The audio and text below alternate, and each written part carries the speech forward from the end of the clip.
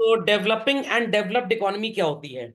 अब लोग इसके एकदम भयंकर वेरिड टाइप ऑफ आंसर्स देंगे, बट इसका बच्चों एक डिजिटल कनेक्ट है। डिजिटल कनेक्ट मतलब ऑनलाइन कनेक्ट नहीं है, एक वैल्यू है जिसको आपको तोते की तरह रटना पड़ेगा। और आप बोलेंगे कि कौन सी कंट्री डेवलप्ड है और कौन सी कंट्री डेवलपिंग है। मेरे पास पुराने टेक्स्ट का जेरोक्स पीडीएफ है, तो इसलिए टेक्स्ट अपनी बुक से जरूर मैच करेंगे। यूएन ने, यूनाइटेड नेशंस ने क्लासिफाई किया कंट्रीज को as first children low income countries, second is middle income and third is what, high income. तो आई वांट एवरीबॉडी कि आप इसको लिख जरूर लें। Low income countries were those as per 2017 के क्लासिफिकेशन के हिसाब से जिनकी gross national income 1045 US dollar या उससे कम थी। पूरे देश की नहीं बच्चों, पर कैपिटा। पर कैपिटा का मतलब होता है नेशनल इनकम मतलब देश की पूरी कमाई divided by total population. I repeat children, देश की पूरी कमाई डिवाइडेड बाय टोटल पॉपुलेशन। तो अगर पर कैपिटा इनकम 1045 डॉलर या उससे कम है तो you are classified as a low income country. 1046 से 1269.5 अगर है चिल्ड्रन तो it is middle income country. और अगर 1269.5 से, just hold on children, just hold on, हाँ ठीक है, 1269.5, जस्ट होल्ड ऑन चिल्ड्रन, एक क्रॉस चेक कर लूं जरा। इट इज 1269 और 12695, 12695 है चिल्ड्रन, पॉइंट मत लगाइएगा बीच में। 12,695 तक है तो मिडिल इनकम, और 12,695 से ज्यादा है तो क्या बोलेंगे, हाई इनकम कंट्रीज। हाँ ये सब डॉलर्स में ही चलते हैं, परेशान मत होइए, हिंदुस्तान का भी नाम आएगा किसी जमाने में। ओके, तो for ISC students it is very specific. जिनके पास ओल्ड बुक है वो इसको एडिट कर लेंगे और नई बुक में आप देख लेंगे एग्जैक्ट डेटा क्या है। ये जो मैंने डेटा आपको दिया है ये 2022-23 वाले एडिशन बुक का है, तो 23-24 वाली एडिशन आपके पास होगी या 24-25, उसमें ये डिफरेंट हो सकता है। ये हर ईयर अपडेट होता है। 1045 डॉलर से कम कमाई है जिन देशों में पर कैपिटा इनकम वो लो इनकम, 1046 से 12,695 डॉलर तक है तो इट इज मिडिल इनकम, और 12,695 डॉलर से ज्यादा है तो it is high income countries. India अभी मिडिल इनकम में चलता है, और जिस देश की पर कैपिटा इनकम सबसे ज्यादा है दुनिया में that is Switzerland, the highest children. Srishti ji समझ गई, साक्षर जी समझ गए, Apoorv ji, Simran ji, Sneha. Yes, sir. Yes, sir. Yes, sir. Shall I proceed further? चले आगे बच्चों। Yes, sir. तो लो इनकम और मिडिल इनकम दोनों को मिला दिया गया है कुछ बेवकूफों ने, और इन दोनों को मिलाकर बोला जाता है दे आर डेवलपिंग और अंडर डेवलप्ड। खोपड़े में बात गई चिल्ड्रन। और हाई इनकम को क्या बोला जाता है, डेवलपिंग नहीं, डेवलप्ड नेशन। तो मेरे ओपिनियन में इंडिया को डेवलप्ड बोलें, बट क्योंकि यहाँ पे ब्लैक मनी का चलन बड़ा ज्यादा है तो लोगों के पास पैसे तो ढेर सारे हैं बट वो सरकार को टैक्स देते नहीं, तो सरकार की नजरों में they are still poor person. मेरे घर में मेड आती है, कह रही भैया जी वो यूएस में आपके रिश्तेदार रहते हैं, जरा एक आईफोन 13 मंगवा दीजिएगा। मैंने कहा पता है कितने का है? कह रही है किसी ने बताया था ब्लैक फ्राइडे सेल में 20-25 हजार रुपए में मिल जाएगा। मैंने कहा पैसा कहाँ से आएगा तुम्हारे पास? कह रही 2,000 भाभी जी से बोल दिया, बाकी घरों से उधार मांग लेंगे। तो क्या आप उस इंसान को गरीब बोलेंगे? गरीब तो हम हो जाएंगे ऐसे लोगों को एडवांस देते देते। और एडवांस अगर आपने दे दिया मेड को तो एम्प्लॉयमेंट भी गारंटीड है कि आप उसको निकालेंगे नहीं। समझ में आ गया? इसको बोलते हैं डोमिनेटिंग एम्प्लॉयमेंट। अनएम्प्लॉयमेंट के तो टाइप्स हैं, एम्प्लॉयमेंट के भी टाइप्स हो गए आजकल, डोमिनेटिंग एम्प्लॉयमेंट। कैसे निकालोगे, हमको एडवांस नहीं हुए तुमसे। हाँ भाई समझ गए? तो 16% देशों को पूरी दुनिया में बच्चों हाई इनकम ग्रुप कंट्रीज के हिसाब से डेवलप्ड बोला जाता है। Is that understood? Is that understood? चलिए तो बेसिक पॉइंट साथ साथ लिखते रहेंगे आप। चलूं आगे बच्चों, चलूं आगे। चलिए तो 84% will be called as developing और अंडर डेवलप। तो 2020-21 का क्लासिफिकेशन है ये बच्चों, समझ में आ गई बात? तो इंडिया लो इनकम ग्रुप में यहां पे लिखा हुआ है, बट इनका भी 2130 डॉलर हो चुका है चिल्ड्रन।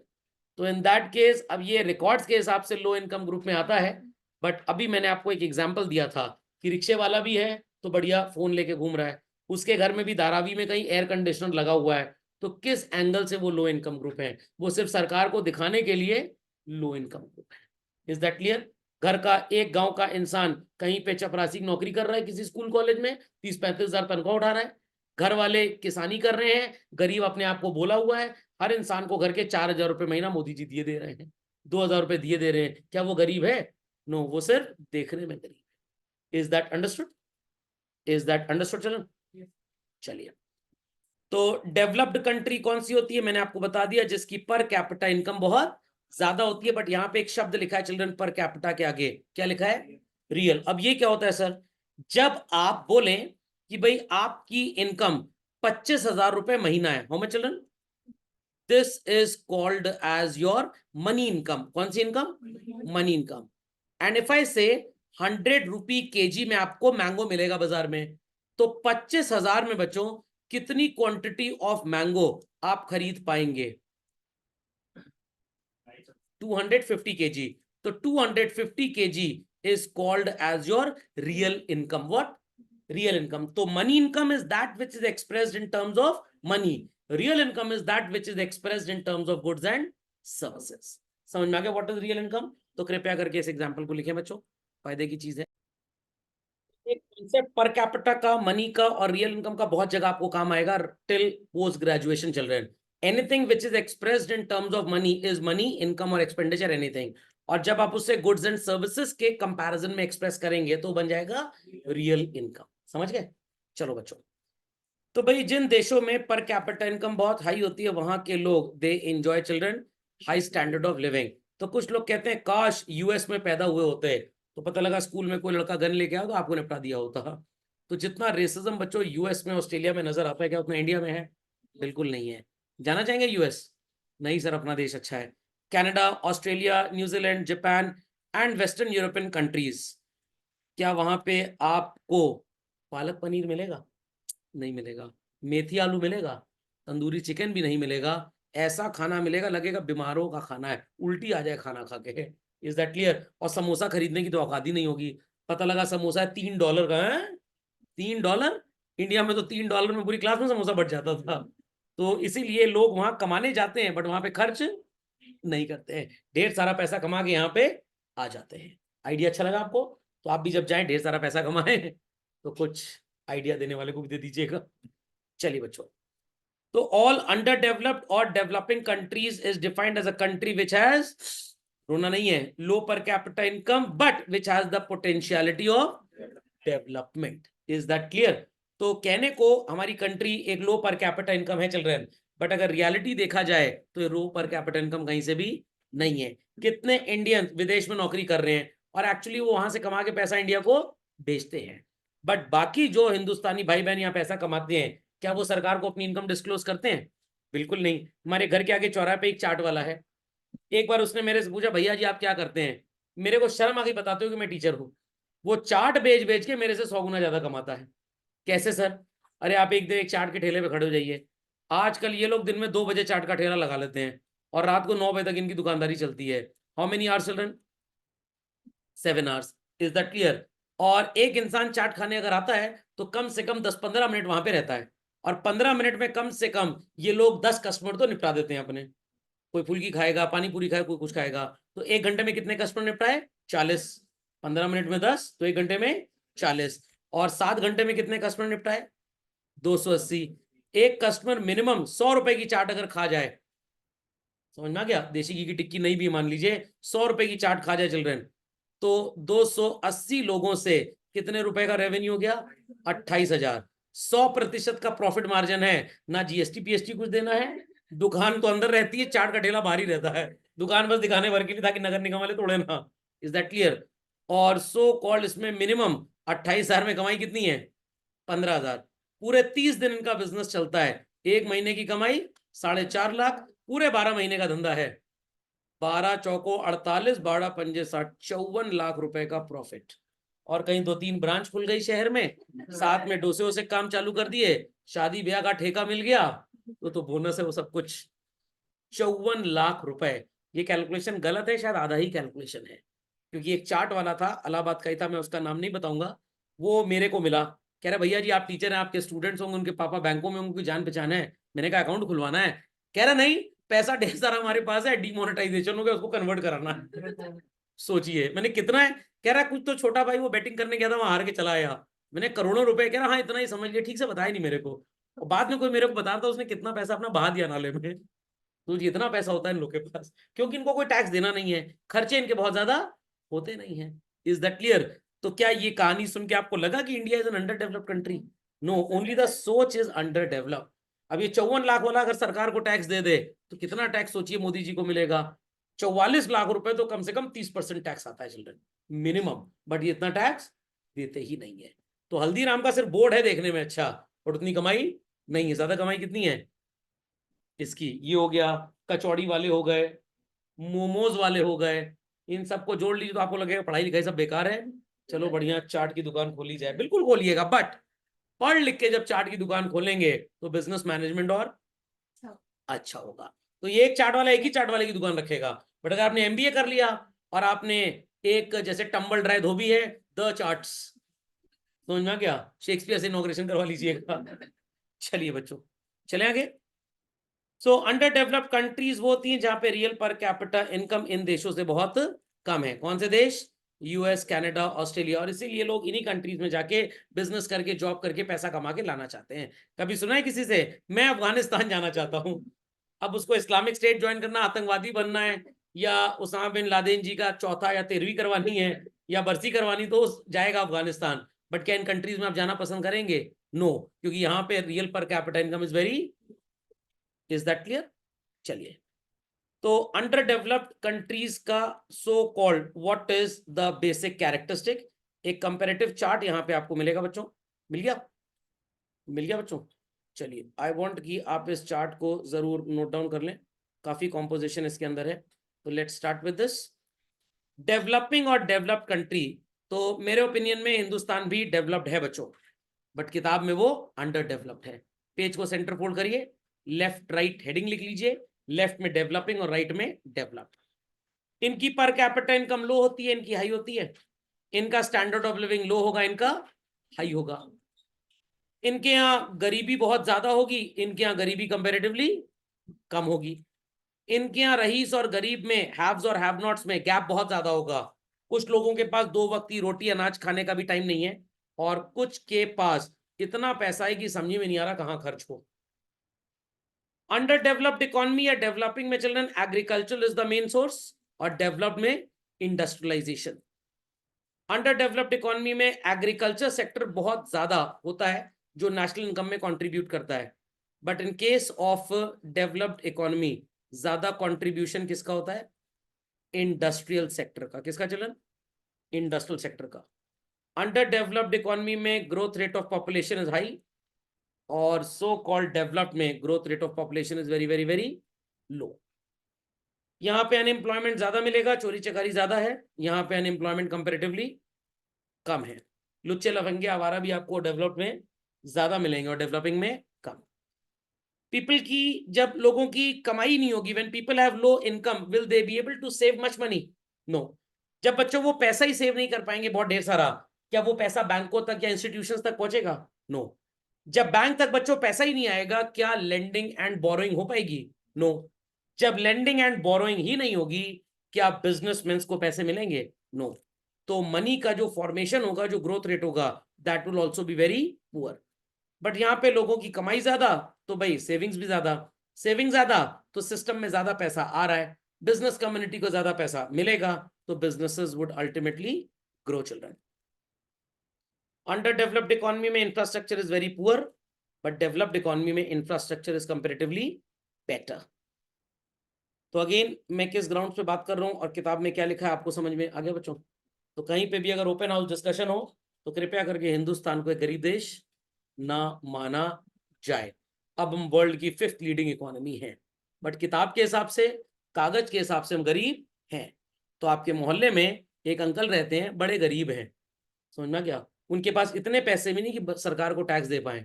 अभी चंडीगढ़ गए थे 2 महीने पहले, 3 BMW सेकेंड हैंड खरीद के लाए हैं, क्योंकि वो कैश से मिल गई। परचून की दुकान है, कितना कमा रहे हैं पता ही नहीं सरकार को कितना है। तो सरकार को टैक्स नहीं मिल रहा, बट अपनी जेब धनाधन भरे जा रहे हैं। क्या करे गवर्नमेंट? गवर्नमेंट कह रही है सौरभ सर जैसे और उनके स्टूडेंट्स के पापा मम्मी जैसे लोग टैक्स दे ही रहे हैं, उतने में देश चली जा रहा है, काहे दूसरे को परेशान कर रहे हो? समझ में क्या? तो हिंदुस्तान में एक कहावत है ना, reward for good work is what? More work. तो जो लोग सही बिजली का बिल दे रहे हैं, सरकार कह रही है इनसे बिल आ रहा है, ये सही मीटर चला रहे हैं, इन्हीं से लेते रहो, इन्हीं से लेते रहो। जो कटिया मारे वो कटिया में खुश है। एक्चुअली वोट तो वही लोग देते हैं ना सरकार को, हम आप तो वोटिंग वाले दिन घूमने निकल जाते हैं इसलिए तो गवर्नमेंट बड़ी स्ट्रैटेजिकली चल रही है, जो टैक्स दे रहा है उससे और लपेटे रहो, और गरीब से टैक्स ना लो, उल्टा वो टैक्स का पैसा उसको दे दो। समझ में आ गया? बट पॉवर्टी और हंगर इंडेक्स से देखा जाए तो इंडिया वो सब कागज पे लिखा हुआ है। पॉवर्टी और हंगर इंटरेस्ट सब देख लिया। कितने लोग आपको ऐसे नजर आते हैं जो सड़क के किनारे बगैर खाए मरे पाए गए? क्या 10% पॉपुलेशन हमारी ऐसी है? नो। उनका बिजनेस है भीख मांगना।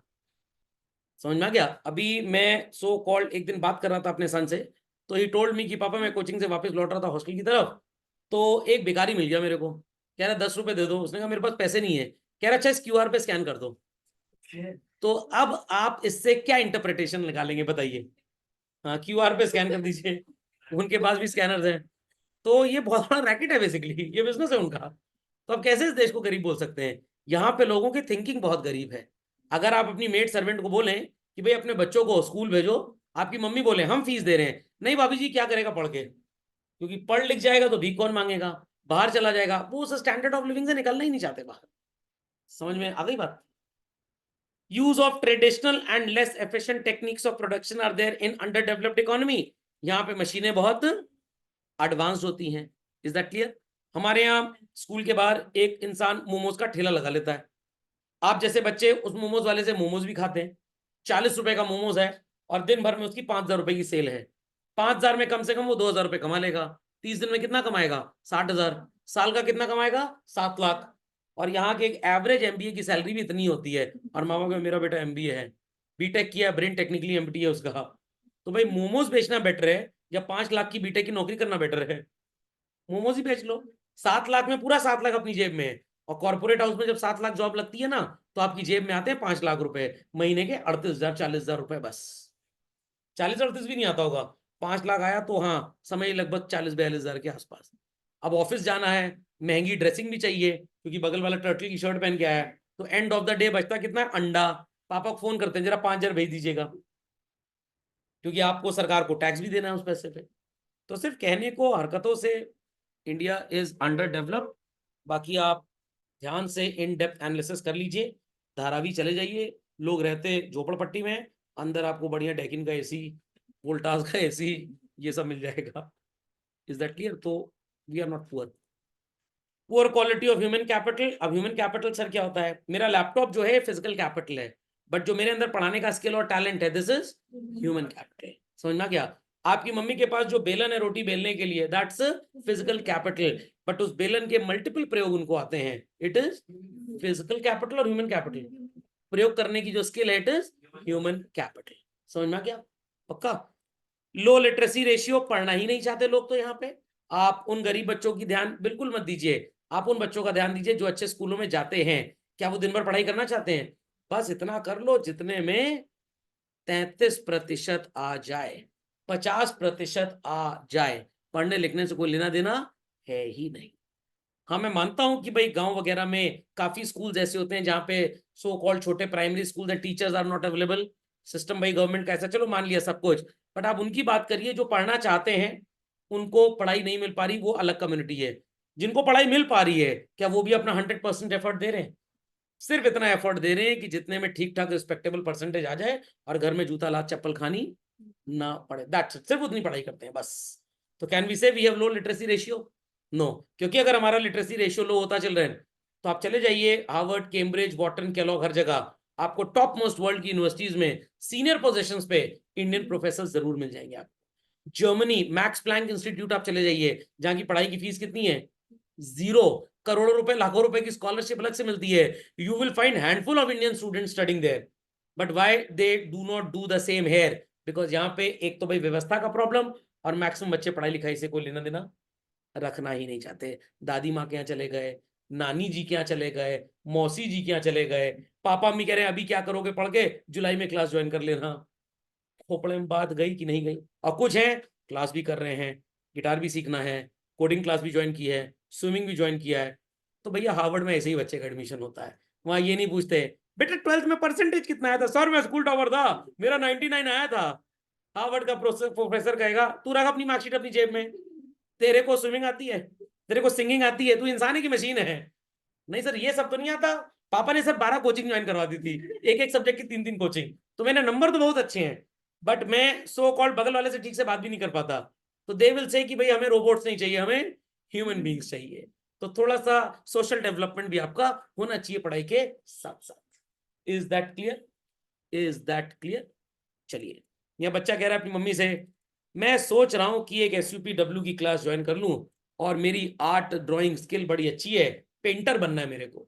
पापा क्या कह रहे नहीं दिमाग खराब है तेरे को IT क्वालिफाई करना है, चाहे तू आत्महत्या कर ले बट करना तेरे को IT क्वालिफाई है। तो भाई देश को कहां से एम हुसैन मिलेगा? खोपड़े में बात गई कि नहीं गई? समझ में आ गया? मैं खाना चाहता हूं बटर चिकन, मम्मी कह रही तू दलिया खा। पेट तो भर जाएगा, मन नहीं भरेगा, यूटिलिटी नहीं हो पाएगी। तो यूटिलिटी के लिए जिंदा रहना है, कंजम्पशन के लिए जिंदा नहीं रहना। हमारा हिंदुस्तान कंजम्पशन पे फोकस कर रहा है, यूटिलिटी पे फोकस कर ही नहीं रहा है, इसीलिए हमारा ह्यूमन कैपिटल लो है। समझ में आया? पढ़ते तो है पैब्लो पेंटर के बारे में, MF हुसैन साहब के बारे में, बट अगर कोई बच्चा पापा मम्मी से बोलता है मेरे को पेंटर बनना है, मेरे को ड्रामेटिस्ट बनना है, मेरे को सिंगर, दिमाग खराब है तेरा, सिंगर बनेगा? अगर सोनू निगम के पापा मम्मी भी यही बोलते क्या इतने अच्छे सिंगर आपको मिले होते? बिल्कुल नहीं मिले होते। आई had a student Snigdha Kesarwani years ago, उसने अपने स्कूल से टॉप किया था अकाउंटेंसी में, उसके 99 मार्क्स, इकोनॉमिक्स में भी 98।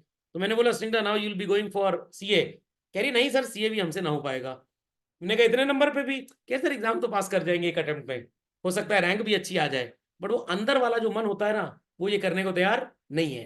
मैंने कहा what you will do? Sir fashion designing पढ़ना है। तो उसने निफ्ट में अच्छी रैंक लाई, NIFT से उसने 4 साल का अपना so called design program complete किया। और अभी recently I had a communication with her brother, तो ही सेड कि सर दीदी आजकल साउथ अफ्रीका में है किसी कंपनी में। तो आप मेहनत करेंगे तो आप अच्छा करेंगे, चाहे आप कुछ भी पढ़ लीजिए। चले आगे बच्चों। इनएडिक्वेट हेल्थ फैसिलिटीज, दिन भर मोमोज चबाएंगे, चाउमीन खाएंगे, तो कहां से हेल्थ फैसिलिटी अच्छी होगी? पहले तो शहर के दलिद्रों को, मतलब शहर के बच्चों का ही हाल था, आजकल ये बीमारी गांव तक पहुंच चुकी है। ये तो मूवी बन गई टॉयलेट अक्षय कुमार की, तो लोगों को कुछ अकल आ गई, और मोदी जी ने डरा दिया मैं रेलवे पटरी पे तार लगाने जा रहा हूँ करंट वाली, खबरदार लोटा लेके वहां बैठे तो लोगों को थोड़ी अकल आ गई। सैनिटेशन फैसिलिटी उन्होंने ठीक कर ली। प्रीडोमिनेंस ऑफ प्राइमरी एक्सपोर्ट, हम एक्सपोर्ट महंगी चीजों का कर ही नहीं पाते हैं क्योंकि हमारी चीज कंट्री में उन चीजों का प्रोडक्शन है ही नहीं। अभी रिसेंटली चिल्ड्रन लास्ट वीक मैं एक दिन के लिए गायब हुआ था, फिर एक दिन के लिए गायब हो गया था, तो इस बैच की एक क्लास संडे को हुई थी, एक दूसरे दिन हुई थी, तो I went to PGI Lucknow. तो वहां पे मैंने देखा कि पेशेंट इतने ढेर सारे हैं, सर्जरी के लिए 4 4 5 5 महीने की डेट मिल रही है लोगों को, पता लगा पेशेंट ही नहीं पड़ जाए तब तक। अब मैंने अपनी so called sister in law से पूछा, she is a doctor in Allahabad medical college, मैंने कहा दीदी व्हाई इज इट सो? कह रही है कि भाई इंफ्रास्ट्रक्चर का प्रॉब्लम है। मैंने कहा जमीन की तो कोई कमी है नहीं, ना सरकार पर पैसे कमी है, कह रही डॉक्टर कहां से लेके आओगे ये बताओ जरा? सिर्फ अस्पताल खोलने से अस्पताल थोड़ा चलता है, वी शुड हैव डॉक्टर। और डॉक्टर क्यों नहीं बनना चाहते बच्चे? भाई कम से कम नीट एग्जाम क्वालिफाई करने के लिए एड़ी चोटी का जोर लगाना पड़ेगा, क्योंकि 90% बच्चा पढ़ने में इंटरेस्टेड है, ये उसको डॉक्टर सबसे अच्छा चाहिए, बट वो अगर पढ़ने में थोड़ा तेज है, यार बहुत टाइम लगेगा, चलो कॉमर्स लेते हैं, IAS बन जाएंगे, CA बन जाएंगे, इंजीनियरिंग कर लेंगे, 4 5 साल में नोट आना चालू हो जाएगा। थोड़ी सी सरकार की भी कमी है, सरकार बोल दे सारे MBBS वालों को हम बिना एंट्रेंस के MSMD करा देंगे और 10 लाख रुपए महीना सैलरी देंगे, अब देखिए लोग डॉक्टर कैसे नहीं बनते हैं। यहाँ पे तो बेचारा पहले नीट क्वालिफाई करे, पहले अटेम्प्ट में अच्छी रैंक आने की पॉसिबिलिटीज वेरी लेस। क्यों? वो बेचारे 12वीं के बच्चे से MSc तक का सिलेबस टेस्ट कर लेते हैं, तो कहां से उसकी रैंक आएगी? बच्चे का है ये क्या आ गया, तुम पढ़े ही नहीं। फिर बच्चे उसने MSc की, अच्छा ये नीट की कोचिंग में हमको पढ़ाया गया था। तो कुछ डबोड़संग सिस्टम हमारा ऐसा भी है, IT के पेपर में MSc तक का पूछ लेंगे आपसे, अभी CA वगैरह में ऐसा काम चालू नहीं हुआ है। ओके, तो अब पहले तो उसका बेचारा 19 साल की उम्र हो गई, MBBS के लिए एडमिशन लिया, 5.5 साल का MBBS कोर्स कितना हो गया?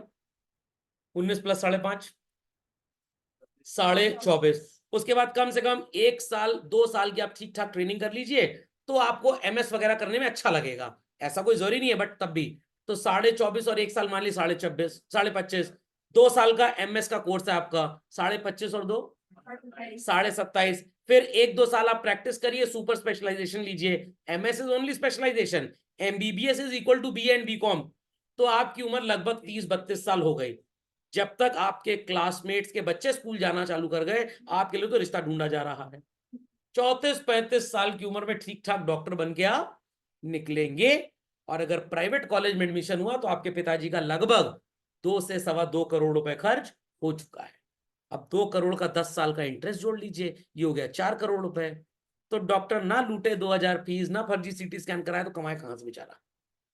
तो ये सब जब मैंने सुना तो मेरे को तरस आ गया। अब डॉक्टर को पैसा देते हुए मेरे को जरा भी तकलीफ नहीं होती। इंटरेस्ट कॉस्ट कैलकुलेट करिए जो उसने पैसा लगाया। दैट्स वाई हमारी कंट्री में children health facilities are very poor. 80% गलती सिस्टम की है, 15% गलती हमारे पेरेंट्स की है, और 5% गलती बच्चों की है। वो पढ़ना नहीं चाहते, पेरेंट्स के पास उतना पैसा नहीं है भी तो पढ़ाना नहीं चाहते हैं कि भाई टाइम बहुत लगेगा, हम मरमरा जाएंगे, नाती पोते का मुंह तो दिखा दो कम से कम, तो बढ़िया ग्रेजुएशन करके शादी करके निपटाओ। Is that clear? तो बड़ा संघर्ष है जीवन में बच्चों, बड़ा संघर्ष है। समझ में आ गई बात? तो जब भी आज के बाद जब आप हॉस्पिटल जाएं, डॉक्टर ज्यादा पैसा मांगे तो बिल्कुल उल जलूल मत बोलिएगा।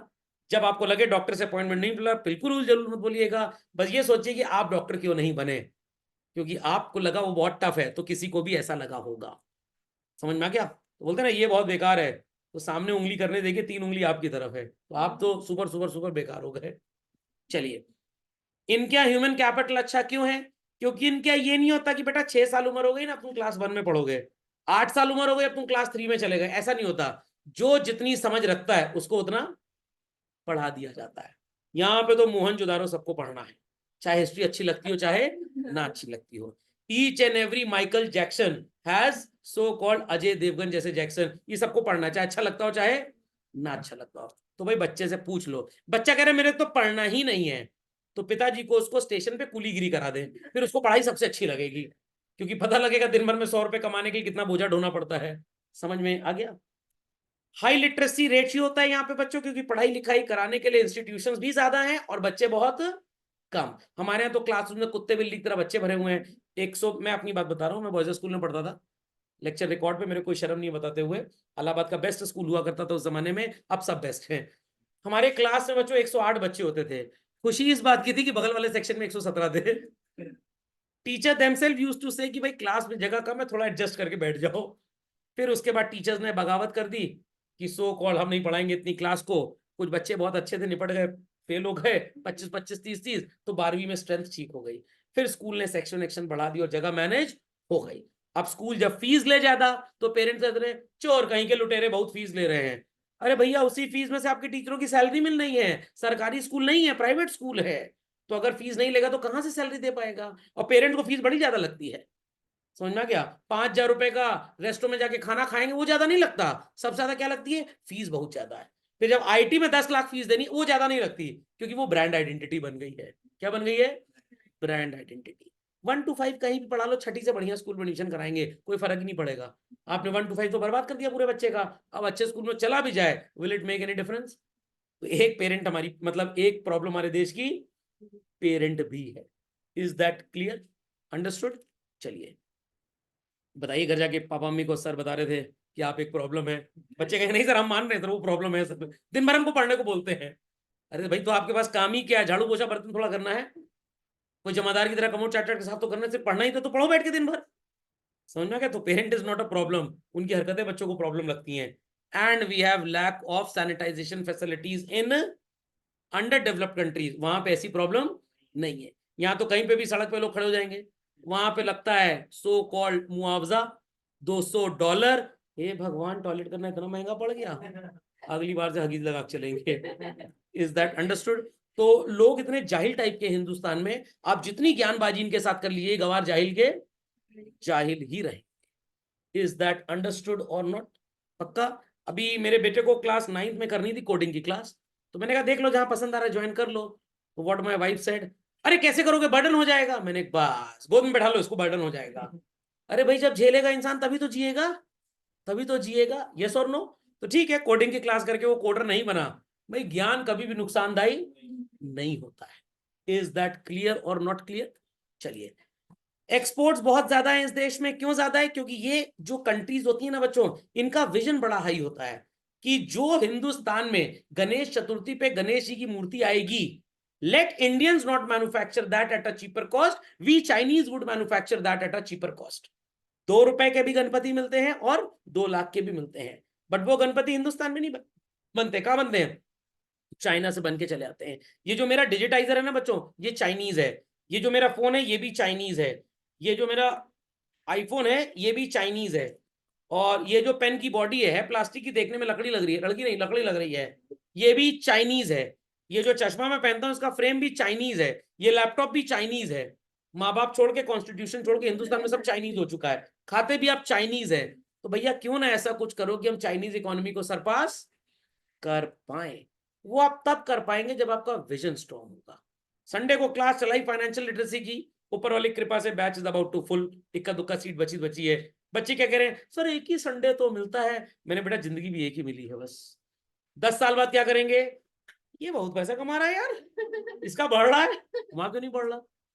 समझ में आ गया? एक बच्चे का आर्ट कंपटीशन में सिलेक्शन हो गया नेशनल लेवल पे, 51,000 रुपए उसको गिफ्ट मिल गया। शर्मा आंटी क्या कह रही है आपकी मम्मी से, हमको नहीं बता सकती थी अपने लड़के को, अपनी लड़की को ड्राइंग क्लास ज्वाइन करवाई हो। मम्मी बोलेंगी भाभी जी बताया तो था क्लास 3 में। तो वो तो बहुत छोटा था उस समय। बकवास करने के लिए बच्चा छोटा नहीं है, स्कूल जाने के लिए छोटा नहीं है, extra Sunday drawing class attend करनी उसके लिए वो छोटा हो गया। तो भाई जिसने 8 साल तीसरी से लेकर 11वीं तक ड्राइंग की मेहनत की है, 51,000 प्राइस उसी को मिलेगा ना, दूसरे थोड़ा मिलेगा। अभी एक अवेयरनेस प्रोग्राम चल रहा है बीट द हीट वेव के ऊपर, गवर्नमेंट ऑफ उत्तर प्रदेश का। 10,000 रुपए कैश प्राइज है। भरा आप बच्चों में से किसी ने उसको? सर हमें तो पता ही नहीं था। तो भाई पता करेंगे तो पता लगेगा ना, कुछ एक्सेस टू नॉलेज तो करिए। खाली हुए गधे की तरह पबजी खेल रहे हैं, फेसबुक चला रहे हैं। अरे बुक और फेस आपका होना चाहिए, फेसबुक की जरूरत नहीं है। तो we are lacking vision basically. समझे कि नहीं समझे? पक्का? तो थोड़े विजनरी बनिए, तभी ये देश इस लेफ्ट साइड वाली कैटेगरी से उठ के कौन सी कैटेगरी में आएगा बच्चों? राइट। समझ में आया कि नहीं आया? और इस देश को आप ही सुधार सकते हैं। मैंने तो जितना काम करना था कर ही दिया। मैं तो सोसाइटी के लिए अच्छा काम कर ही रहा हूँ। एक बच्चे फोन आ गया परसों 12th में, उसकी मम्मी का, सर वो समर वेकेशन कब से होएगी? मैंने कहा जब से आपको जाना है, क्लास गायब करवानी करवा दीजिए। भाई what is the advantage of coaching and tuition जब समर वेकेशन पे ही जाना है? नहीं सर हम ऐसे ही पूछ रहे थे। मैंने कहा मैं भी वैसे ही बता रहा था।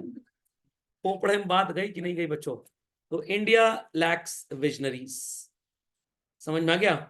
तो अभी एक रिसेंट मैंने आपको ये डिस्कशन किया भी था, आज फिर बता रहा हूं। मेरे को बहुत गर्व है अपने देश पे, बट सिर्फ अपने देश के सिस्टम पे, और जो लोग उसको चलाते हैं नाराज थोड़ा उन्हीं से रहता हूं।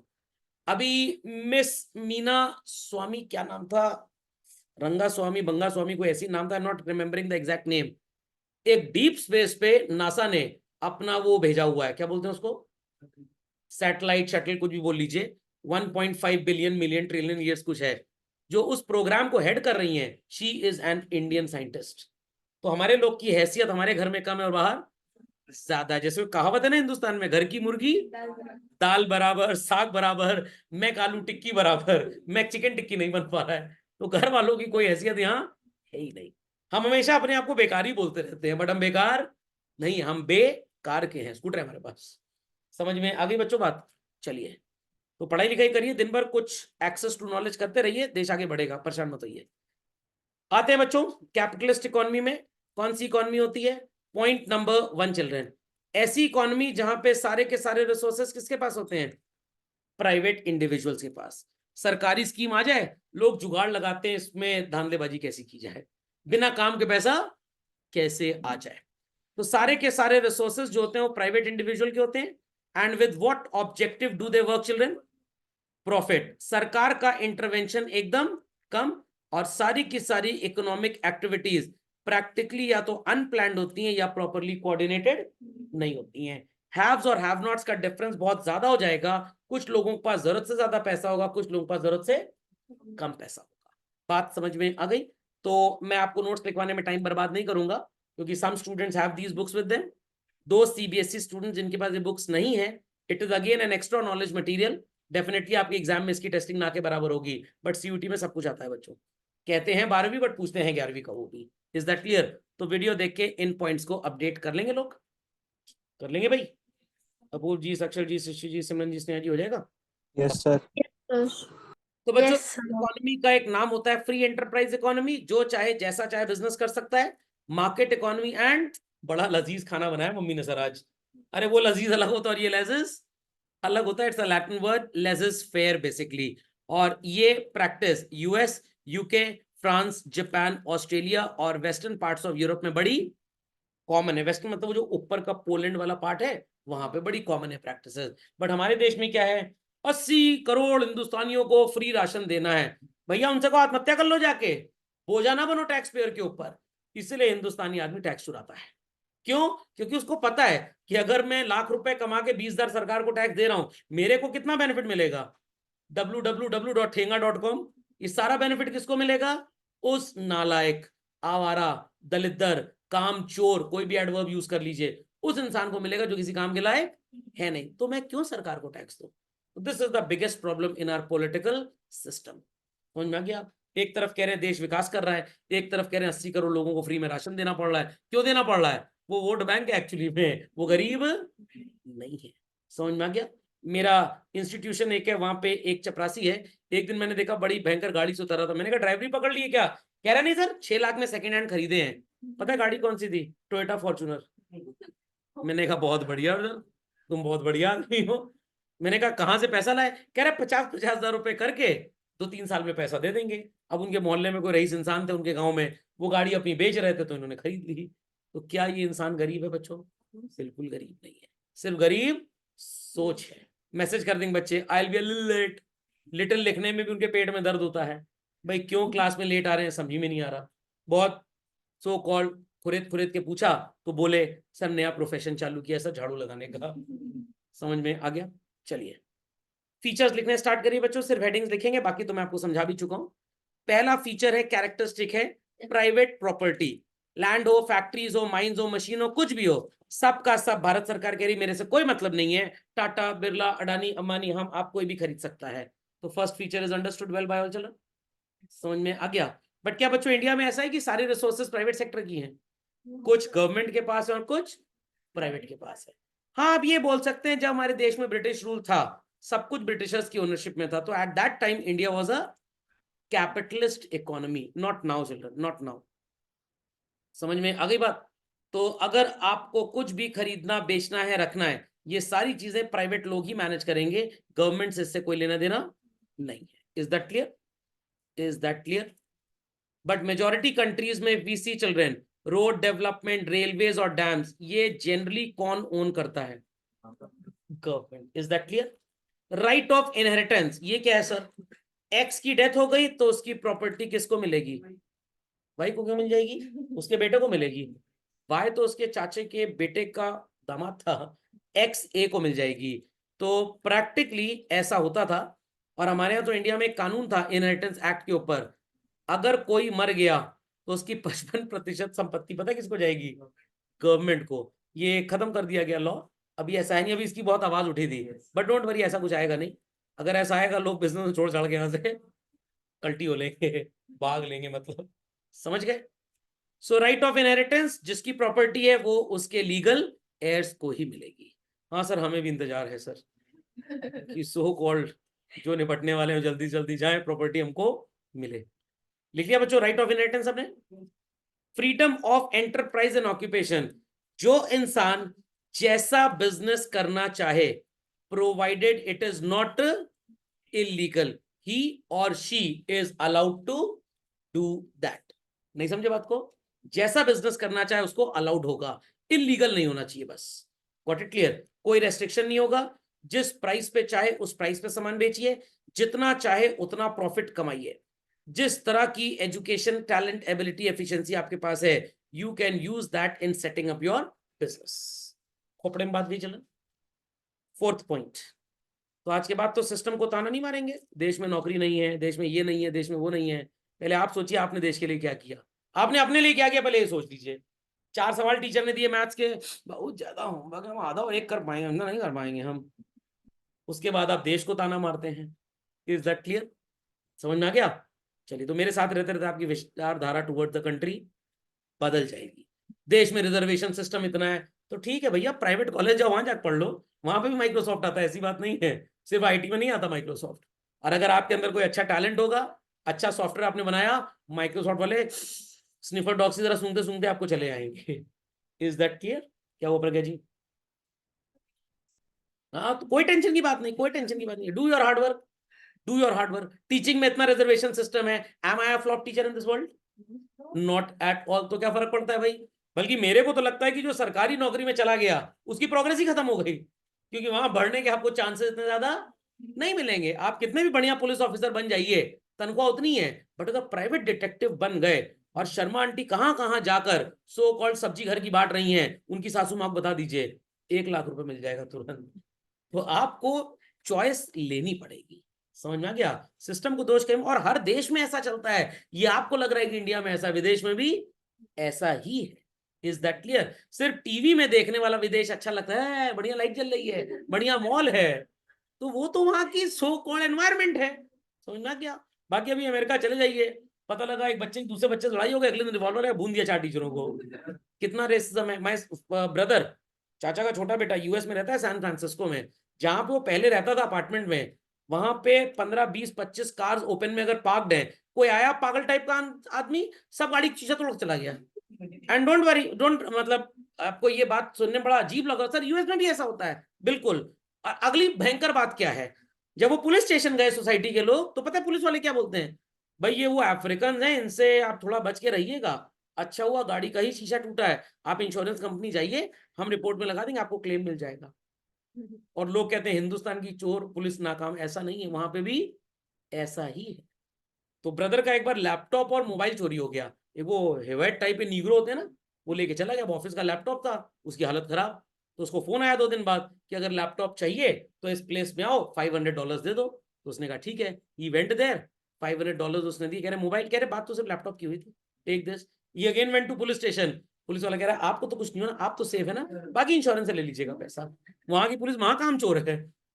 समझ में आई बात की नहीं आई? तो सिर्फ आपको ऐसा लगता है कि आपका देश प्रॉपर नहीं है, इससे प्रॉपर कोई देश है ही नहीं। चोरी करिए, कत्ल कर दीजिए, कुछ कर दीजिए, जेल में रहना, खाना पीना टनाटन फ्री चलता है। समझ में आया कि नहीं आया? तो जितना जुगाड़मेंट इस देश में किसी देश में है ही नहीं। अपने ही देश को नालायक ताना मारे जा रहे हैं। कहीं चाट का ठेला लगा के धंधा पानी चालू कर दो, कोई मना करेगा क्या? कोई नहीं मना करेगा। वहां पे लगा लो तुम चाट का ठेला, ना पुलिस 2 मिनट में भगा तुमको तो बताना। Okay, country is very good. और अगर समस्या हो तो जरा 2 3 महीने अफगानिस्तान रह के आ जाइए, अगर बच गए तो पूछूंगा कैसा रहा। कहेंगे सर गलती हो गई, सर गलती हो गई सर, इंडिया ही बेस्ट है। हाँ भाई, done this. Apoorv ji queries, Sakshar ji, Shashi ji, Simran ji, Sneha ji queries. No sir. No sir. Freedom of choice for consumers, जो चाहे वो खरीदे, कोई भी रोक टोक नहीं है। Complete sovereignty of the consumer. इसीलिए जिस चीज की डिमांड ज्यादा होती है हम उसको ज्यादा बनाते हैं। Understood this children? Freedom of choice लिख दिया। बट प्राइस मैकेनिज्म क्या है sir? Anything whose demand in the market is high children, हम उसी का प्रोडक्शन ज्यादा करेंगे, क्योंकि इसके हाई प्राइस से what will be our profits? Profit is very. यहाँ तो घर के आगे एनक्रोचमेंट कर दिया, कोई टेंशन की बात नहीं है। यूएस में कर पाएंगे? नहीं कर पाएंगे। Is that clear? चाइना में ज्यादा टे टे पे पे करेंगे ना, तो वहां के एक मुकेश अंबानी थे, उनका नाम था जैक मा, वो अपनी माँ को भी नहीं मिल पाए काफी दिन तक, पता नहीं कहाँ उनको अंडरग्राउंड कर दिया गया था। तो एटलीस्ट इंडिया में ये सब न्यूसेंस नहीं है। थोड़ी गर्मी है 48 डिग्री, कोई बात नहीं, समझ लीजिए आपको विटामिन डी फ्री में मिल रहा है सूरज चाचू का। ओके, तो price mechanism is understood. Price mechanism is understood. हर चीज की प्राइस कंट्रोल कौन करेगा बच्चों? Demand and supply. तो अगर डिमांड ज्यादा है सप्लाई से, the commodities price would be high. और अगर डिमांड कम है और सप्लाई ज्यादा है तो प्राइस वुड बी लो। समझ गए? झटपट इस फीचर के साथ इसको नोट कर ले। सबको समझ में आ गए बच्चों सारे के सारे फीचर्स? आते हैं कंपटीशन पे। बेसिक टर्म्स याद हो तो मैंने आपको टाइप ऑफ मार्केट्स पढ़ाई थी बच्चों, डिग्री ऑफ कंपटीशन पढ़ाया था। मोनोपोली, जिस प्राइस पे चाहे प्रोडक्ट बेचिए। परफेक्ट कंपटीशन, यही लगता है प्राइस मैकेनिज्म। डिमांड ज्यादा होगी, प्रोडक्ट का प्राइस बाजार में बढ़ जाएगा, डिमांड कम होगी, प्रोडक्ट का प्राइस घट जाएगा। Is that understood? तो competition is the main so called crux of capitalism children. कभी आपने सुना है कि इंडियन रेलवेज वालों ने बोर्ड टांग दिया हमारी सेवाएं लें और बस के ट्रैवल पे 10% की छूट पाएं? नो. कभी सुना है university of Allahabad, Lucknow university, Delhi university early bird discount, early crow discount 30% का दे रहे हैं? नो. ये सब कौन करता है? Lovely professional university, Amity university, private universities, क्योंकि गवर्नमेंट यहाँ पे है ही नहीं. यहाँ पे कौन है? सिर्फ प्राइवेट सेक्टर है. अंडरस्टूड? तो अपनी प्रोडक्ट, अपने सर्विसेज को बेचने के लिए दे कॉम्पीट विद ईच अदर. और कंपटीशन तो पता होगा ना, परफेक्ट कंपटीशन था, मोनोपोलिस्टिक था, मोनोपोली था, डुओपोली था, ऑगी एंड द कॉकरोच था, और मोनोक्सनी था. याद आ गया? चलिए. और किस लिए काम कर रहे हैं हम? Only and only to earn profit. जिस एक्टिविटी में प्रॉफिट ज्यादा होगा उसे करेंगे, जिसमें कम होगा उसे नहीं करेंगे. तो रिलायंस वालों ने सोचा कि स्टॉक ब्रोकिंग में बड़ा फायदा है, चलो शेयर मार्केट के दलाल बन जाते हैं, म्यूचुअल फंड बेचेंगे. तो उन्होंने बहुत पहले 1999 में एक कंपनी खोली थी फाइनेंशियल सर्विसेज के नाम पे. उसका नाम मेरे को ठीक से याद नहीं आ रहा, Reliance capital services private limited करके ऐसा ही कुछ था. फिर उन्होंने 2023 जुलाई में इस कंपनी को रीनेम कर दिया with the name of Jio financial services. तो पहले ये प्राइवेट कंपनी थी जब 1999 में ओपन हुई. तो अगर आप गूगल करेंगे कि भाई जियो फाइनेंशियल सर्विसेज का ओरिजिन क्या है, तो आपको डेट 1999 मिलेगी. बट फिर आप सोचेंगे ये तो अभी पिछले साल से सुनाई पड़नी स्टार्ट हुई, उसके पहले कभी ही नहीं. तो कंपनी का नाम दूसरा था, उसको 2 बार रीनेम किया गया. तो तीसरा रीनेम जो अभी लास्ट जुलाई 23 में आया, that is Jio financial services. Got it clear? और ये लोग स्टॉक ब्रोकर की तरह काम करने वाले हैं. ये लोग आपको, जैसे एयरटेल पेमेंट्स बैंक होता है, जैसे गूगल पे एंड ऑल चिल्ड्रन, इंडिया में अगले 2-3 साल में, क्या शायद अगले साल में, ये सारी सर्विसेज इनकी आने वाली हैं. और जियो पे तो अभी भी चल ही रहा है. तो वो जो फाइनेंशियल सर्विसेज हैं वो सब जियो पे, जियो ऐप से हटके इसके अंदर आ जाएगा. जैसे आपने कोटक सिक्योरिटीज का नाम सुना होगा, मोतीलाल ओसवाल ग्रो ऐप का नाम सुना होगा, जीरोधा, इन सब का नाम सुना है ना. आने वाले टाइम में जियो ये सब काम करेगा. तो सर जीरोधा वगैरह क्या होगा? ये इतने बड़े हाथी बन जाएंगे, उन सबको खरीद लेंगे बेसिकली. Is that clear? जब जीरोधा वालों को पता लगेगा भाई हमारी साल की कमाई 100 करोड़ की है, जियो का प्लान है साल की 10,000 की करोड़ की कमाई करने के लिए, और ये कह रहे हैं 3 महीने तक हमारे टर्मिनल पे, हमारे ऐप के थ्रू शेयर खरीदिए बेचिए, हम आपको हर ट्रेड पे 5 रुपए गिफ्ट करेंगे. अब ये तो भैया तेल बेच के गिफ्ट कर देंगे, जीरोधा वाले कुछ कर पाएंगे? उनकी दुकानदारी कुछ दिन में चौपट. एज पर कॉम्पिटिशन एक्ट ये गलत है, बट भाई बड़े लोग हैं, कुछ भी करवा सकते हैं, सरकार इन्हीं की मानेगी. तो जीरोधा वाले इनके पास आएंगे, प्रभु जी हमको खरीद लो 5,000 करोड़ रुपए में. जीरोधा वालों ने 10 करोड़ रुपए लगा के कंपनी स्टार्ट की थी, 10 साल में 5,000 करोड़ में बिक गए, कोई टेंशन की बात नहीं. Is that clear? हाँ पूछिएगा जी. हाँ, जैसे आपको कोर्ट में अगर केस लड़ना है तो खुद हम नहीं बोल सकते, क्योंकि खुद हम केस लड़ेंगे ना तो कैसे लड़ेंगे? जज साहब हमारे क्लाइंट को चाकू भोग दिस. जज बोलेगा तमीज अमीज है कि नहीं, ये कौन सी भाषा होती है? तो advocate will use a polished language. समझना क्या? जैसे गर्भ जी की शादी है, लड़की मम्मी ने पसंद कर ली है, और मेरे से बात हुई कि सर वो शादी ब्याह के लिए कहाँ पे वेन्यू रखा जाए, तो मैंने कहा कहीं भी रख लीजिए. कैसा होगा? लड़के लड़की दोनों बुलाए, यूट्यूब पे मंत्र हवन किए, माला पहनाए, 7 बार 14 बार 11 बार 21 बार सो कॉल्ड पैर की ताकत अनुसार चक्कर काटे, और आग भी नहीं लगाए, क्योंकि जो बैंक्वेट हॉल था वहां पे फायर मना थी, तो वो यूट्यूब पे आग भी लगा दी. शादी मान ली जाएगी? नो. प्रॉपर पंडित को बुलाना पड़ेगा अगर हिंदू धर्म है. तो इस्लाम में शादी कर रहे हैं तो गूगल है, गूगल है, गूगल है 3 बार करना पड़ेगा, कबूल है, मौलवी जी को बुलाना पड़ेगा. और कहीं वो क्या कहते हैं चर्च वगैरह चले गए तो प्रीस्ट साहब को बुलाना पड़ेगा. गुरुद्वारे की शादी है तो ज्ञानी जी को बुलाना पड़ेगा. जब वो मंत्र मारेंगे तभी माना जाएगा सोसाइटी में कि इनकी शादी हो गई. तो जैसे पंडित, ज्ञानी जी, मौलवी जी की जरूरत शादी के लिए है, कोर्ट में बोलने के लिए एडवोकेट की जरूरत है, तो शेयर की बाइंग सेलिंग करने के लिए आपको एक बिचौलिया चाहिए, जिसको बोलते हैं ब्रोकर. क्या बोलते हैं? ब्रोकर.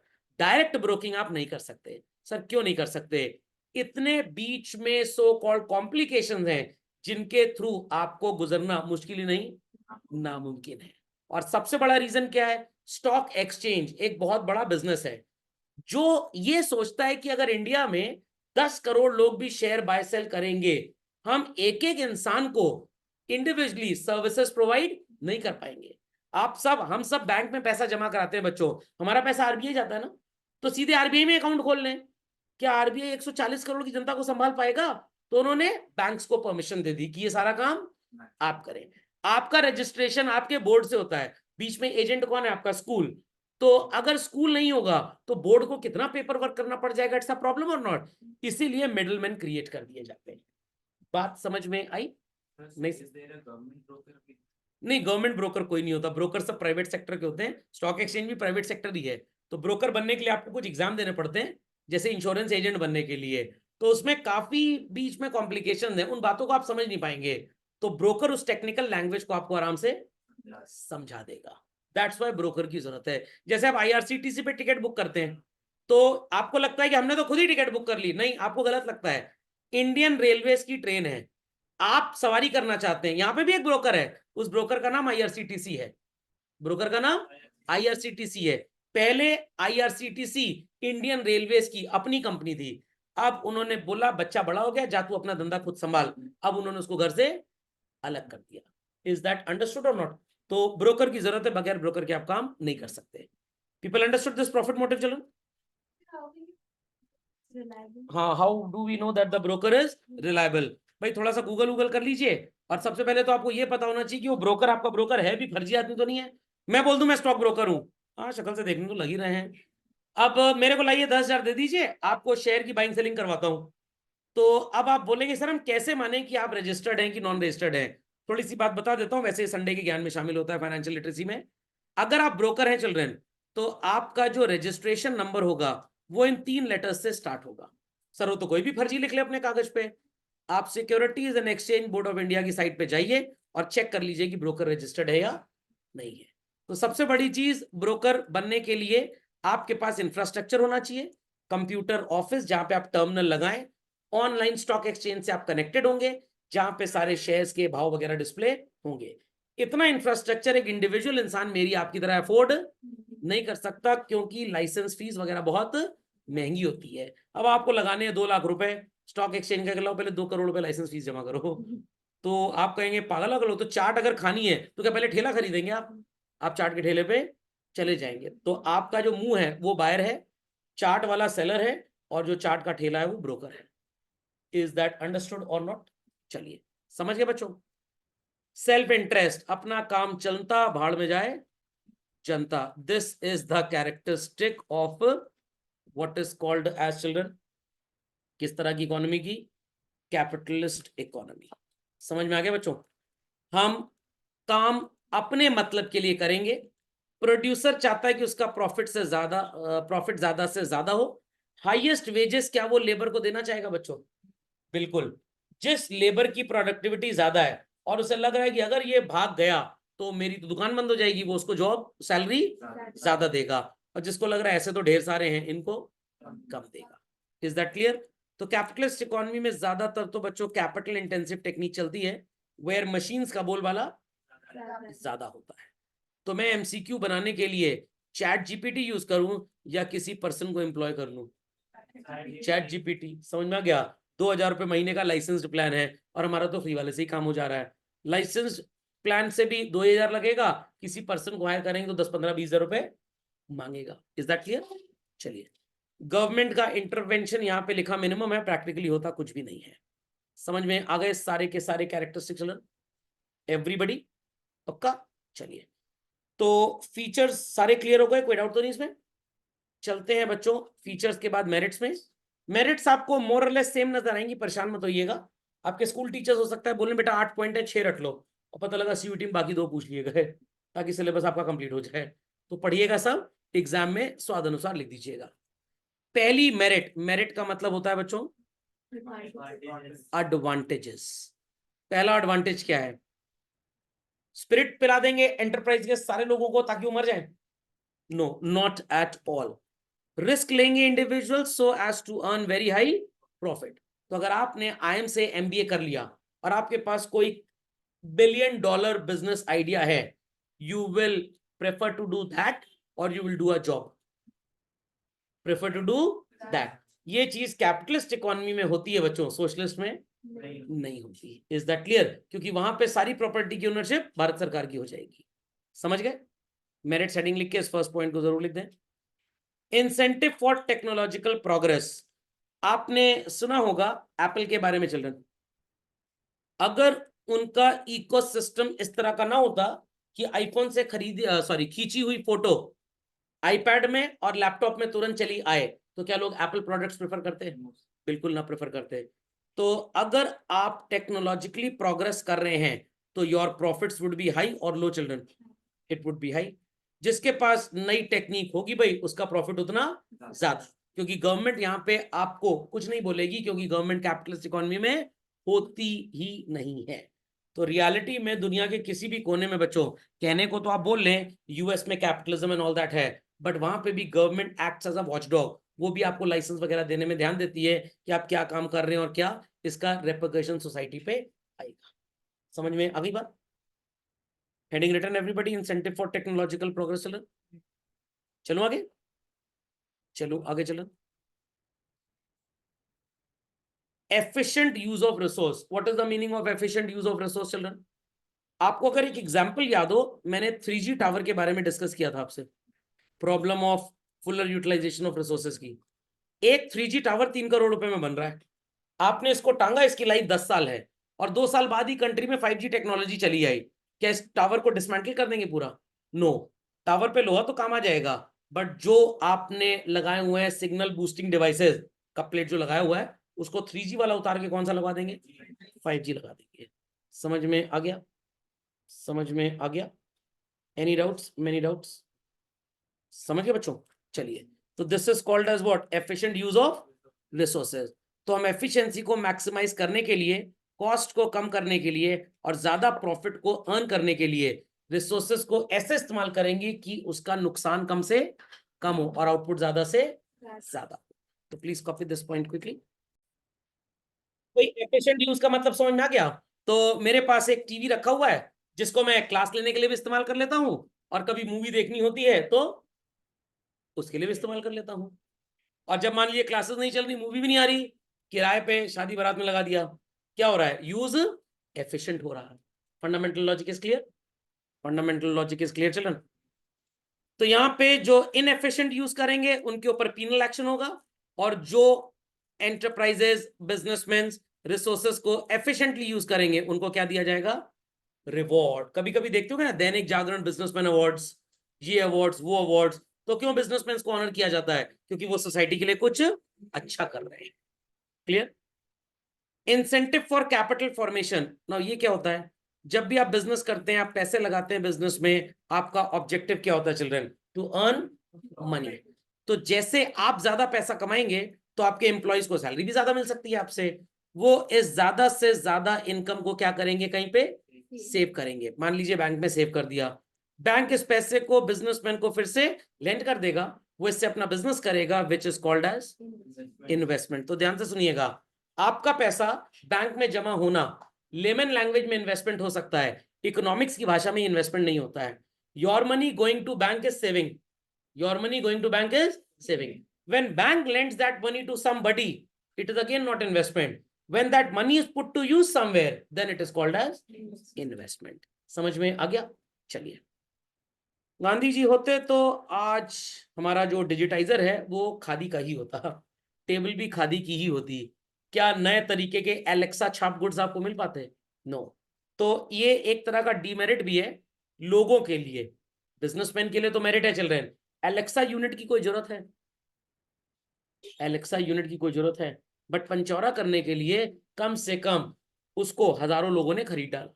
तो ये कंपनीज नए नए प्रोडक्ट जानबूझ के लॉन्च करती हैं ताकि जिनको जरूरत ना भी हो, इतना एडवर्टाइजमेंट दिखा दो एक दिन तो सोच में आ जाए, हाय राम मेरे घर में एलेक्सा नहीं है, कहीं रिश्तेदार रिश्ता में तोड़ दे। जहां देखा 10 लोग को आईफोन लेते हुए, हम भी खरीद लेने तो लोग गरीब ना समझ ले हमको कहीं। जहां देखा कि 10 लोगों के घर में एक कार थी, अब दूसरी आ गई, आपने भी एक और खरीद ली। अगर आपको जरूरत नहीं है क्या आप खरीदेंगे? नो। बट ये कैपिटलिज्म की दुनिया है, इतना एडवर्टाइजमेंट दिखा दो, इतना एडवर्टाइजमेंट दिखा दो कि लोगों को लगे कि भाई फर्स्ट ओटीटी आई थी डिज्नी हॉटस्टार पे, दूसरा सीजन आएगा प्राइम वीडियो पे, तीसरा आएगा नेटफ्लिक्स पे, सब सेटिंग है, सब सेटिंग है ताकि लोग तीनों खरीदें। ओलिगोपोली मार्केट, प्राइम वीडियो वाला कह रहा है तू फर्स्ट सीरीज दिखा चुका है, सेकंड जब मैं दिखाता हूँ नेटफ्लिक्स पे तो कम से कम दुकान दोनों की चलेगी। सिर्फ टीचर ही है जो बेचारा ठीक ठाक काम कर पा रहा है। Understood everybody? चलिए, तो ये नए तरीके के कंज्यूमर गुड्स आपको कहाँ पे मिलेंगे? सोशलिस्ट में मिलेंगे बच्चों? नहीं, में पिज्जा, पहले पिज्जा होता था, आजकल hand tossed, pan tossed, oven crust, thin crust, thick crust, भैंसा crust, slim crust, Kellogg crust, पागल अगल बनाते हैं एकदम। अरे मम्मी इसको रोटी के ऊपर सब्जी फैला दे, थोड़ी दाल फैला दे, हो गया पिज्जा। यही पिज्जा होता है। बट हमने तो ऐड इतना देख लिया है, ये देखो करीना कपूर जी पिज्जा खा रही है, अरे तो पागल बनाते हैं लोग। और वो जुबां केसरी, मन करे चप्पल खींच के मारो उसको मैं, जुबां केसरी जुबां केसरी।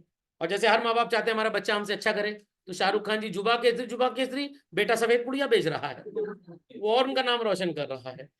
तो ये सब देखकर कृपया करके प्रभावित बिल्कुल ना हो। चलते आलिया भट्ट जी कोको कोला का एडवर्टाइजमेंट करती हैं, बट उन्होंने अपनी 24-25 साल तक जितनी उम्र हो गई है आज तक एक बोतल कोल्ड ड्रिंक भी नहीं पी है। तो सिर्फ ये दिखाते हैं इस तरह से। समझ में आया कि नहीं आया? अब वो कौन सा बजरदंती कौन सा टूथ है, झाग नहीं है, ये नहीं है, मेरे डर लगी ना बोले आज क्लास नहीं है, बच्चे बोले कि सर आज क्लास नहीं है, उन्होंने बोला था। चलिए, समझ गए इस बात को?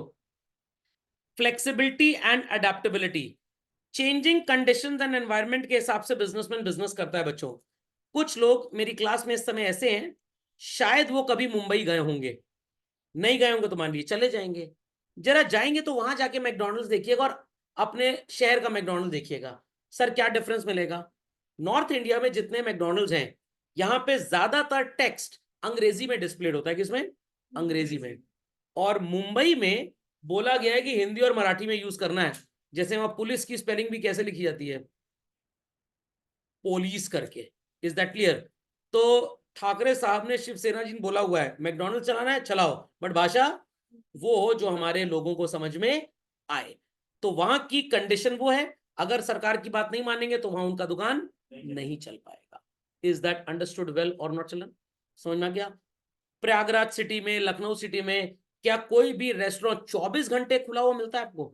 नो। बट जहां पे फॉरेन टूरिस्ट आते हैं, व्हाट इट क्लियर, या एयरपोर्ट के अगल बगल के होटल्स भी होंगे, तो वहां पता है कि फ्लाइट रात में भी लैंड हो सकती है, तो वहां का ताज हो सकता है 24 घंटे खुले। बट लखनऊ में ताज वालों को पता है कि भाई 7 बजे के बाद कोई फ्लाइट लैंड होती नहीं, 9 बजे के बाद कोई गेस्ट हमारे यहाँ पिछले 5 साल में आया नहीं, तो आज भी नहीं आएगा। वैसे ये national level international level chain है, ये 24 घंटा ऑपरेट करते हैं। बट मान लीजिए कोई लोकल छाप होटल जिसको पता है कि 7-8 बजे के बाद मेरा कोई नहीं आएगा, तो वो अपने एम्प्लॉय को बोलेगा तुम मेन एंट्रेंस गेट के अंदर ही दरवाजा लॉक करके वहीं सो जाना, कोई आएगा खटखटाएगा तो उठ जाना। हाँ बोलो क्या हुआ, कमरा बुक है क्या? नहीं, बाथरूम बुक है। अरे ऑब्वियस सी बात है, होटल में रूम भी बुक होगा। एक दिन मैं चाट खाने गया, चाट वाले का एक आदमी आया, उसने पूछा भैया एक पत्ता टिक्की दो, खाएंगे नहीं फेंकेंगे? अरे ऑब्वियस सी बात है खाएंगे ही खाएंगे। मतलब वो पूछना चाह रहा था पैक करवाएंगे या खाएंगे। तो अब ये जो घटिया लेवल के होटल्स होते हैं, घटिया मतलब जहां पे हम स्टे करते हैं, तो यहाँ पे 24 घंटे तो कस्टमर आता ही नहीं है, तो इन दैट केस इनका बिजनेस करने का तरीका डिफरेंट है। और जहाँ पे 24 घंटे कस्टमर आते हैं उनके बिजनेस करने का तरीका डिफरेंट। तो ऐसा सोशलिस्ट में नहीं होता। सरकारी ऑफिस सवेरे 9 बजे खुलेगा और शाम को 6 बजे क्या हो जाएगा? बंद हो जाएगा। कितना भी जरूरी काम हो, कितना भी इंपॉर्टेंट क्लाइंट आ जाए, शाम को 6 बजे बिजली घर में, भाई मेरा 25 करोड़ का बिजली का बिल है जमा कराना है, अब कल आइएगा। प्राइवेट सेक्टर में क्या होगा? बिल जमा कराना है 5 लाख रुपए का, अरे हम ऑफिस आ रहे हैं आपको आने की जरूरत नहीं है।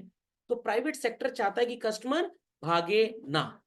गवर्नमेंट सेक्टर क्या चाहता है? जाओ भैया जाओ, हमें ज्यादा तनख्वाह थोड़ा मिलेगी तुम्हें सेवा करने की। वाटर लाइन का कनेक्शन आपको चाहिए, जब तक घूस नहीं देंगे पानी का लाइन लगेगा? नो। बट प्राइवेट सेक्टर को आपके घर बोरिंग करने आना है, वो जब तक फोटो पे माला चढ़ी देख नहीं लेगा तब तक आपका पीछा नहीं छोड़ेगा।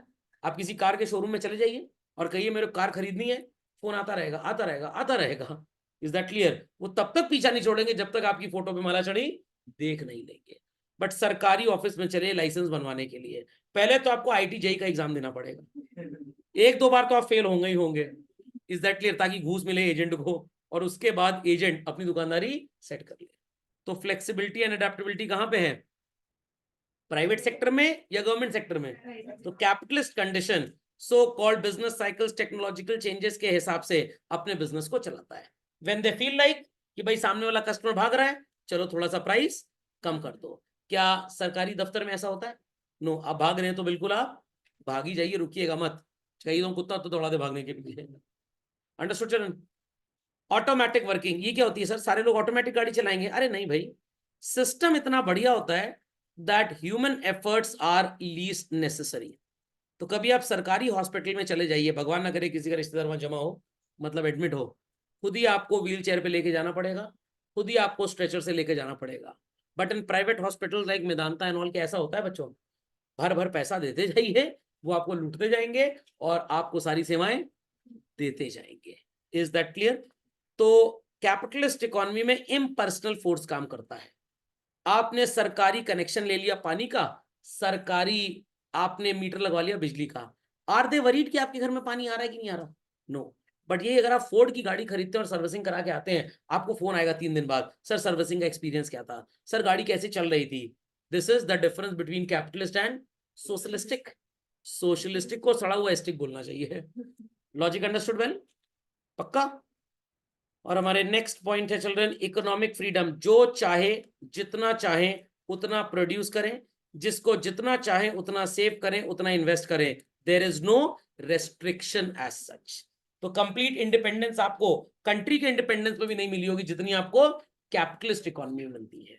Is that clear? परचून की दुकान पे चले जाइए, वो वाली सरकारी सस्ते गल्ले की दुकान, जितनी चीनी राशन कार्ड पे है मिलेगी सिर्फ उतनी। हमें हलवा बनाना है, थोड़ा 1 किलो ज्यादा दोगी क्या? सरकार के लिए बेटा हलवा ना खाओ, डायबिटीज हो जाएगा। बट प्राइवेट शॉप में आपको जितनी शुगर चाहे उतनी खरीद लीजिए। इज दैट क्लियर और नॉट? समझ में आ गया? Increase in production standard of living हम बात कर चुके हैं already children. US, UK, China, Japan में लोगों का स्टैंडर्ड ऑफ लिविंग ज्यादा है या इंडिया में? सर है तो इंडिया में, झोपड़ी है, एसी लगा उसके अंदर, तो हम यहाँ स्टैंडर्ड ऑफ लिविंग झोपड़ी से कैलकुलेट करते हैं, बट होना चाहिए एसी से कैलकुलेट। Is that understood? समझ में आ गया? समझ में आ गया बच्चों?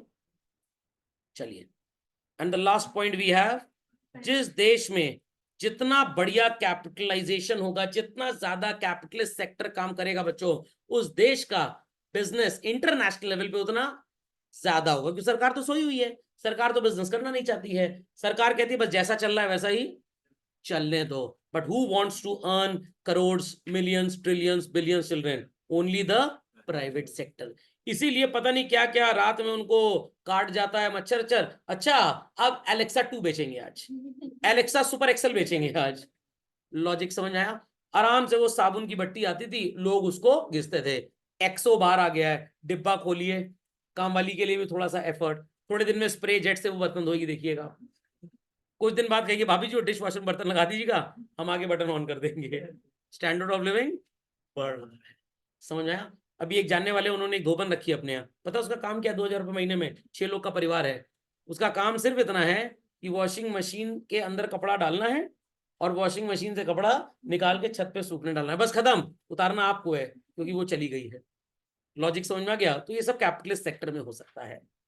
समझ गए कैपिटलिस्ट इकोनॉमी के मेरिट चिल्ड्रन? चलिए, तो आज की सेवाएं ये समाप्त होती हैं चिल्ड्रन।